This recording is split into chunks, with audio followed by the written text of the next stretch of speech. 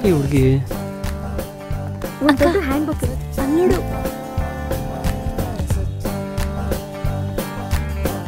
ಓ ಇವ್ರಾ?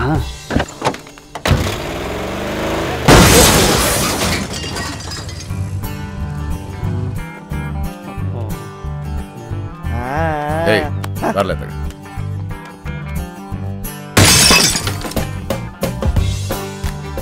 ಬೇಕಾದ್ರೆ ನನ್ನ ಸಂಬಳದಿಂದ ಕಟ್ ಮಾಡ್ಕೊಳ್ಳಿ. ಯಾವ ಸಂಬಳ?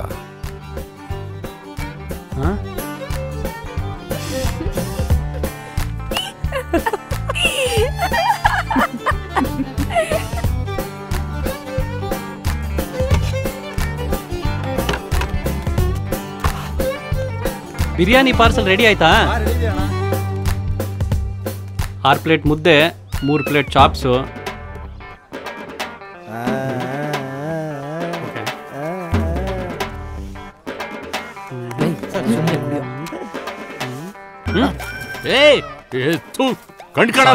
ಸಾರಿ ಸರ್, ಏನ್ ಕೆಲಸ ಮಾಡ್ತೀರಾ? ಬೇಡ ಸ್ವಾಮಿ, ಅವನ ಸಂಬಳದಲ್ಲಿ ಮುಡ್ಕೊತೀನಿ, ನೀವು ಹೋಗಿ. ಎಸ್. 8 ತೆಗಿ. 11 ತಾತ 8 ತೆಗೆ. ಕೆಟ್ಟಂಗೆ ತೆಗೆ. 8 ಬೇಗ. 3 ತೆಗೆ. 32. 4 ತೆಗಿಲ್ಲ. 4 ತೆಗಿದ್ರೆ 7 ತೆಗಿ. ಒಂದು ಕಂಪ್ಯೂಟರ್ ಇಟ್ಕೊಂಡ್ರೆ ಸೋ ಮಚ್ ಈಸಿಯರ್. ಕಂಪ್ಯೂಟರು ಲೇ ಪಾಂಡು ಬಾರ್ಲ ಅಲ್ಲಿ. ಪಾಂಡು ಅಂಕಲ್ ಬನ್ನಿ ಇಲ್ಲಿ. ಬಂದೆ. ಏನೇನು ವ್ಯಾಪಾರ ಆಯ್ತು ಬಸ್ ಹೇಳಿ ಅವನಿಗೆ. 65 plate mutton biryani, 70 chicken biryani, 40 ಕಬಾಬು, 120 ಮೊಟ್ಟೆ, 35 ಪ್ಲೇಟ್ ಇಡ್ಲಿ, 25 ಪ್ಲೇಟ್ ದೋಸೆ, 112 ಮುದ್ದೆ, 35 rice, 42 fish fry, 60 omelette, 28 plate ಬೋಟಿ, ತಲೆ ಮಾಂಸ 42, 70 ಕಾಫಿ, 92 ಟೀ. ಬರ್ತೀನಿ. ಕೇಳೋದ್ಯಾ? ಮನುಷ್ಯ ಕಲ ಕಂಪ್ಯೂಟರ್ ಕಂಡಿಡ್ದಿದ್ದು, ಕಂಪ್ಯೂಟರ್ ಮನುಷ್ಯನ ಕಂಡಿಡಿಲಿಲ್ಲ. ಅಯ್ಯೋ ಸಾರಿ ತಾತ. 47 ತೆಗಿ. ಸರಿ ತಾತ.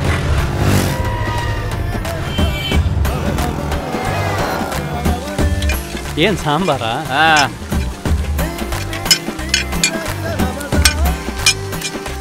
ಏನ್ ಉಪ್ಪು ಕಡಿಮೆ ಇದೆ, ಸ್ವಲ್ಪ ಉಪ್ಪು ಹಾಕಿ. ಲೇ ಬರ್ಲಲ್ಲಿ ಹೊರಗೆ ಹೋಗಿ ನಿನ್ ಕ್ಯಾಮರಾ ನೋಡು. ಹೋಗು ಪಾಂಡು. ಅಡಿಗೆ ಮನೆ ಒಳಗೆ ಬರೋಷ್ಟು ಅನುಭವ ಇಲ್ಲ ಅವನಿಗೆ, ನೀನೇ ನೋಡ್ಕೋ. ಆಯ್ತು. You know what? Italian, Mexican, Spanish, Chinese, Japanese, continental, Middle Eastern ಇವೆಲ್ಲ ಗೊತ್ತು ನನಗೆ. I am a chef. ಮೊದ್ಲು ಅವನಿಗೆ ಮುದ್ದೆ ಮಾಡಕ್ಕೆ ಹೇಳು.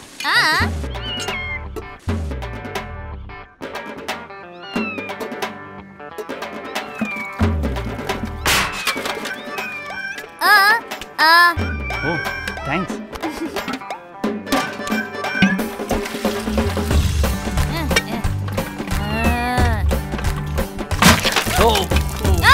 ಸಾರಿ.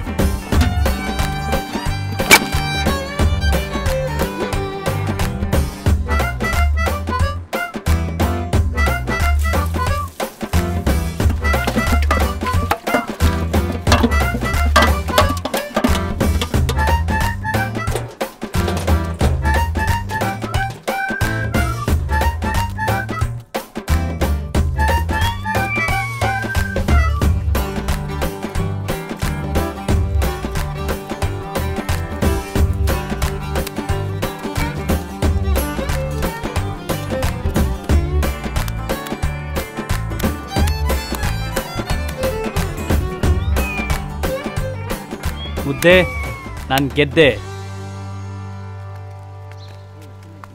ಗೌಡ್ರೆ ತಾತ ಲೆಕ್ಕದ ಪುಸ್ತಕ ಕೇಳಿದ್ರಲ್ಲ, ನಾನು ಮಾಡಿರೋ ಮುದ್ದೆ.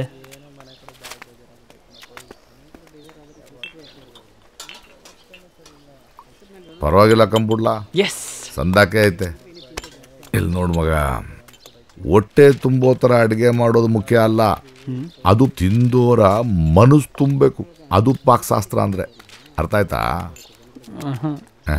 ಇಲ್ಲ ಹೋಯ್ತಾ ಹೋಯ್ತಾ ಅರ್ಥ ಆಯ್ತದೆ.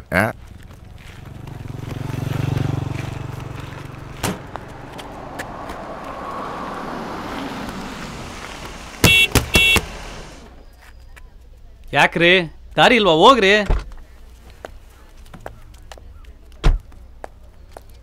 ಹಲೋ ಮಿಸ್ಟರ್, ಇಲ್ಲೇನ್ ಮಾಡ್ತಾ ಇದ್ದೀರಾ? ಪಂಚರ್ ಆಗಿದೆ ಅದಕ್ಕೆ. ಅರೆ, ನಾನ್ ಗಾಡಿ ಬಗ್ಗೆ ಅಲ್ಲ ಕೇಳಿದ್ದು. ಲಂಡನ್ನಲ್ಲಿ ಓದಿ ಅಲ್ಲೇ ಸೆಟ್ಲ್ ಆಗ್ಬೇಕಾದವರು ಇಲ್ಲೇನ್ ಮಾಡ್ತಾ ಇದ್ದೀರಾ ಅಂತ ಕೇಳ್ದೆ. ಏನ್ ಮಾಡೋದು, ನಮ್ಮ ಮನೆ ಬೆಳಗ್ಬೇಕಾಗಿದ್ದು ಹುಡುಗಿ ನಮ್ಮ ಮನೆಯಲ್ಲೇ ಬೆಂಕಿ ಇಟ್ಬಿಟ್ಲು. ಅದರಿಂದ ನಮ್ಮ ಅಪ್ಪ ಬೇರೆ ಪಾಸ್ಪೋರ್ಟ್ ಕಿತ್ಕೊಂಡು ಹೊಟ್ಟೋದ್ರು. ಆ ಪಾಸ್ಪೋರ್ಟ್ ಬರೋವರೆಗೂ ನಾನು ಇಲ್ಲೇ ಇರಬೇಕು. ಅದು ಸರಿ, ನನ್ಗೇನಾದ್ರೆ ನಿಮ್ಗೇನು? ನಮ್ಮ ಮನೇಲಿ ಇವನೇ ನಿಮ್ಮ ಮದ್ವೆ ಗಂಡು ಅಂತ ಡಿಸೈಡ್ ಮಾಡಿ ನಿಮ್ ಫೋಟೋನ್ ಕೊಟ್ರು. 1 ತಿಂಗಳು ಪೂರ್ತಿ ಆ ಫೋಟೋಲಿರೋ ನಿಮ್ಮನ್ ಮನ್ಸ್ನಲ್ಲಿ ಇಟ್ಕೊಂಡು 100 ಕನ್ಸ್ಗಳನ್ನ ಕಂಡಿದ್ದೆ. ದಿಢೀರಾಗಿ ಹೀಗಾಗತ್ತೆ ಅಂತ ನನಗೂ ಗೊತ್ತಿರ್ಲಿಲ್ಲ. ಅಂಡ್ ನನ್ನ ಡಿಸಿಷನಿಂದ ನಿಮ್ಗೆ ರೀತಿ ನಡು ರೋಡ್ನಲ್ಲಿ ಪಂಚರ್ ಹಾಕೋ ಪರಿಸ್ಥಿತಿ ಬರುತ್ತೆ ಅಂತ ನಾನು ಅನ್ಕೊಂಡಿರ್ಲಿಲ್ಲ. Anyways, passport ಕಿತ್ಕೊಂಡ್ರೇನಂತೆ? ಕಳೆದೋಯ್ತು ಅಂತ ಡೂಪ್ಲಿಕೇಟ್ ಪಾಸ್ಪೋರ್ಟ್ಗೆ ಅಪ್ಲೈ ಮಾಡಿ. ನನ್ಗೊಬ್ರು ಪರಿಚಯದವರಿದ್ದಾರೆ, ಏನೂ ವೆರಿಫಿಕೇಶನ್ಸ್ ಇಲ್ಲದೆ ಮಾಡಿಸ್ಕೊಡ್ತೀನಿ ವಿದಿನ್ 15 ಡೇಸ್. ನಿಮ್ಮ ಥರ ಎಲ್ಲರ ಮುಂದೆ ಮಾನ ಮರ್ಯಾದೆ ತೆಗಿಬಾರ್ದು ಅಂತ ಸುಮ್ಮನೆ ಇದ್ದೀನಿ. ನಾನೊಂದು ಶೆಫು, ನನ್ನ ಕ್ರಿಮಿನಲ್ ಮಾಡಬೇಡ್ರಿ ಪ್ಲೀಸ್, ಇಲ್ಲಿಂದ ಹೋಗಿ. Okay. Super. Hi guys. Hey so nice ನಾ.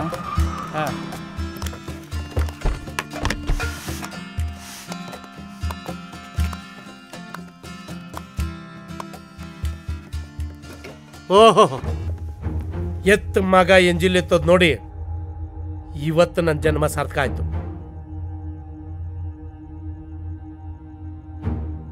ಹೋ, ನೋಡ್ಕೊಂಡ್ ಲೆಕ್ಕ ಹಾಕಿ.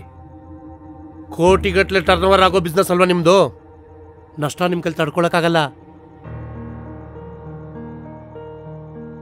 ಮಗನ ಕೈಲಿ ಮಾಡ್ಸಕ್ಕಾಗ್ದಿರೋದ್ನ ಮೊಮ್ಮಗನ ಕೈಲಿ ಮಾಡಿಸಿ ಗೆದ್ದುಬಿಟ್ರಿ ಅಲ್ಲ.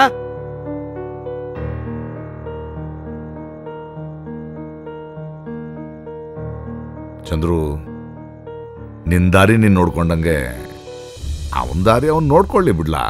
ಗೌಡ್ರೆ, ಇದು ಸಾಂಬಾರ್ಗೆ ಒಗ್ಗರಣೆ ಹಾಕ್ದಂಗಲ್ಲ. ಕೋಟಿಗಟ್ಲೆ ಇನ್ವೆಸ್ಟ್ ಮಾಡಿ ಒಂದು ಬಿಸ್ನೆಸ್ ಟವರ್ ಕಟ್ಟೋ ವಿಷಯ.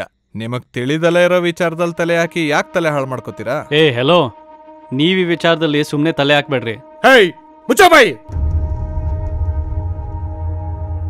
ನನ್ನ ಇಷ್ಟಕ್ಕೆ ನಾನು ಇದನ್ನ ಮಾಡ್ತಾ ಇದ್ದೀನಿ. ಕಂಡೋರ್ ಬಿಟ್ಟು ಎಂಜಿಲ್ ತಟ್ಟಿ ಎತ್ತೋದು ನಿನ್ನಿಷ್ಟನಾ?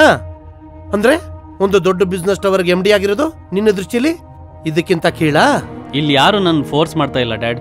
ನನಗೇನ್ ಗೊತ್ತಿಲ್ವೋ ಅದನ್ನೇ ಇಲ್ಲಿ ಕಲಿತಾ ಇದ್ದೀನಿ. ಏನು ಕಲಿತಾ ಇದ್ಯಾ? ನೀನು ಎಂಜಿಲ್ ಎತ್ತಾ ಇರೋದು ನನಗ ಅಸಹ್ಯ ಆಗ್ತಾ ಇದೆ. ಕೊಂಪೆ ತರ ಇರೋ ಈ ಹೋಟ್ಲೆ ಇವ್ರಿಗೆ ಜೀವ. ಈ ಮನುಷ್ಯನ್ಗೆ ಇದನ್ ಬಿಟ್ರೆ ಸುಟ್ಕೊಂಡು ತಿನ್ನಕ್ ಬೇರೇನು ಗೊತ್ತಿಲ್ಲ. ಅವ್ರು ಹೋಗ್ಬಿಟ್ರೆ ಅವ್ರ ಜೊತೆ ಈ ಹೋಟ್ಲು ನಿರ್ನಾಮ ಆಗ್ಬಿಡುತ್ತೆ. ಜೀವನದಲ್ಲಿ ಮೇಲಿರೋದು ಅಂದ್ರೆ ಏನು ಅಂತಾನೆ ಗೊತ್ತಿಲ್ಲದೆ 40 ವರ್ಷದಿಂದ ಆಮೆ ತರ ಅವ್ರು ಎಲ್ಲಿ ಕೂತಿದ್ರು ಅಲ್ಲೇ ಕೂತಿದ್ದಾರೆ. ನಾನು ಮನಸ್ಸು ಮಾಡಿದ್ರೆ ಒಂದೇ ಒಂದು ಚೆಕ್ಕಲ್ಲಿ ಜಾಗನ ಪರ್ಚೇಸ್ ಮಾಡ್ಬೋದು. ಆದ್ರೆ ನಾನು ಹಂಗ್ ಮಾಡಲ್ಲ. ಯಾಕೆ ಗೊತ್ತಾ? ಈ ಜಾಗದಲ್ಲಿ ಕಾಲಿಟ್ರೆ ನನಗೆ ಉಸಿರು ಕಟ್ಟಿಕೊಂಡಂಗಾಗುತ್ತೆ. ನಿಮ್ ಚಂದ್ರಶೇಖರ್ ವಿಲ್ಲಾನಲ್ಲಿ ನಾನ್ ಕಾಲಿಟ್ರೆ ನನ್ಗೂ ಉಸಿರು ಕಟ್ಟುತ್ತೆ. ಓಹೋ, ನಿನ್ನ ತಾತ ನಿನಗೆ ಚೆನ್ನಾಗಿ ಬ್ರೈನ್ ವಾಶ್ ಮಾಡಿದ್ದಾರೆ. ಒಂದರ್ಥ ಮಾಡ್ಕೋ, ಈ ತತ್ವ ಸಿದ್ಧಾಂತ ಕಟ್ಟಬಿದ್ದವರು ತಾನು ಉದ್ಧಾರ ಆಗಲ್ಲ, ಬೇರೆಯವ್ರನ್ನ ಉದ್ಧಾರ ಆಗಕ್ ಬಿಡಲ್ಲ. ಅದನ್ನ ನಾನು ಅವ್ರ ಅನುಭವದಲ್ಲೇ ನೋಡಿದ್ದೀನಿ. ನಿನ್ ತಾತನ ತರ ನಿನ್ನ ಜೀವನನ ನಿನ್ನ ಕೈಯಲ್ಲಿ ನೀನೇ ಹಾಳು ಮಾಡ್ಕೊಳಂಗಿದ್ರೆ ನಿನಗೆ ಸೇರಿದ್ದು. ಈ ಕೊಂಪೆಯಿಂದ ಯಾವಾಗ ನೀನು ಹೊರಗೆ ಬರಬೇಕು ಅಂತ ಅನ್ಕೊಂತೀಯೋ ಆವಾಗ ಬಂದು ನಾನು ನೋಡು. ಯಾಕೆ ತಾತ ಡ್ಯಾಡ್ಗೆ ನಿಮ್ಮನ್ ಕಂಡ್ರೆ ಅಷ್ಟು ಕೋಪ? ನಿಂಗೆ ಯಾಕಲ್ಲ ನಿಮ್ಮ ಅಪ್ಪನ ಕಂಡ್ರೆ ಅಷ್ಟು ಕೋಪ? ನಾನು ಇಷ್ಟಪಟ್ಟಂಗೆ ಬದುಕಕ್ ಬಿಡ್ತಾ ಇಲ್ಲ ಅದಕ್ಕೆ. ಅವನ ಅನ್ಕಂಡಂಗೆ ನಾನು ಬದುಕಲಿಲ್ಲ, ಅದಕ್ಕೆ ನನ್ನ ಮೇಲೆ ಅವನಿಗೆ ಕೋಪ. ಅವನು ಚಿಕ್ಕವನಿದ್ದಾಗ ನಾನು ಆ ಊರು ಈ ಊರು ಆಳು ಮೂಳು ಅಂತ ಊರು ಸುತ್ಕೊಂಡಿದ್ದೆ. ಆ ಜನಗಳು ಈ ಸೀಮೆಗಳು ಅಂತ ಎಲ್ಲ ತಿಳ್ಕೊಳ್ಬೇಕು ಅಂತ ಅಲಿತಾ ಇದ್ದೆ. ಅದನ್ನು ನಾನು ಅವನಿಗೆ ಹೇಳ್ಕೊಂಡು ಕೊಡಲಿಲ್ಲ. ನಾನು ಒಂಥರ ಸ್ವಾರ್ಥಿನೇಯ. ನಾನು ಅಂದ್ಕೊಂಡಂಗೆ ಬದುಕ್ಬಿಟ್ಟೆ. ಅದು ಅಲ್ಲದೆ ಅವನು ಚಿಕ್ಕ ವಯಸ್ಸಲ್ಲಿ ಓದ್ತಿದ್ದ ಸ್ಕೂಲ್ನಲ್ಲೇ ಈ ಡಾಕ್ಟ್ರು ಇಂಜಿನಿಯರು ಆಫೀಸರ್ಸು ಮಕ್ಕಳೆಲ್ಲ ಓದ್ತಾ ಇದ್ರು. ಅವ್ರ ಮಧ್ಯದಲ್ಲಿ ನಾನೊಬ್ಬ ಅಡುಗೆಯವನ ಮಗ ಅನ್ನೋ ಕೀಳಿರ್ಮೇವನಲ್ಲಿ ಉಟ್ಕೊಂಡ್ಬಿಡ್ತು. ಅಷ್ಟರ ಮಧ್ಯದಲ್ಲಿ ಒಬ್ಬ ಅಡುಗೆ ಭಟ್ಟ ಅವನು ಓದಿದ್ದ ಅನ್ನೋ ಹೆಮ್ಮೆ ಅವನಿಗೆ ಬರಲಿಲ್ಲ. ಈ ವ್ಯತ್ಯಾಸ ಅವನಿಗೆ ತಿಳಿ ಹೇಳೋದ್ರಲ್ಲಿ ನಾನು ಹೇಳೋಗ್ಬಿಟ್ಟೆ.